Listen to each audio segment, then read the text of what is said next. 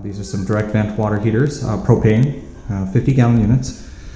He has two because he's planning on having some paid guests here.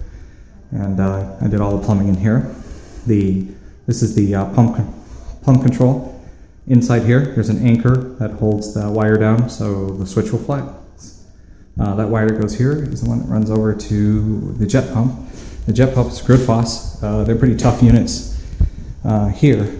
So what I've done here is, as you can see, I used a shark bite here and here. And the reason for that is that they're more reliable and more easier for somebody to work with than a normal union. So they just simply have to slide off. They have the tool, slide it off, pop it out, change the pump, or they can simply unscrew these fittings and leave them on the pipe. They'll just simply spin right off, you know, make it very easily serviceable. So in the event of, one big request is that he wanted to make sure that the whole system could be drained completely. So I have this drain here to drain out this side, and then I have a drain over here for draining out that side. And then, you know, it's a shut off for the house. So if he wants to do some work on, let's say, the pump, he can simply shut off this valve and that valve and turn the power off, and then simply disconnect it, you know, drain the pressure off here, pull the filter off, drain the pressure off, take it out. That's kind of it for that. It's not a very complicated setup. I've got some shutoffs up here for hot and cold, just in case, emergency. So that's this part of the deal. Oh, I also did all the propane lines. Propane's under high pressure.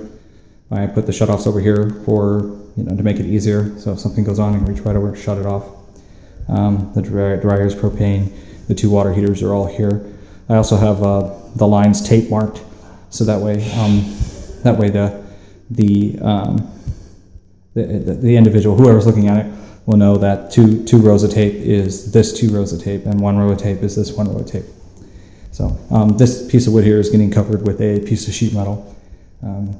Out here in the middle of nowhere, it's kind of difficult to come up with much else. So that's kind of it for here. So out here is the ports for the water heaters. This is the one I'm currently using. It's off right now because it's not in use. So there's this. This is the inlet line for the water. The owner had we kind of talked about what way to go with this, and the overland hose is the way to go. And this hose actually here is a hose that I fabricated specifically for this job.